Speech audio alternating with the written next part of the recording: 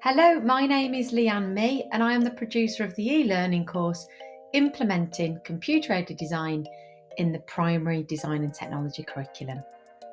The course has been developed to help classroom teachers, deliver computer-aided design on the primary curriculum. It will introduce you to the concept of C.A.D and what computer-aided design is. We'll also talk you through the range of software choices. And you will also have the opportunity to carry out a range of focused practical tasks to help you develop your knowledge and understanding of a range of 2D and 3D applications.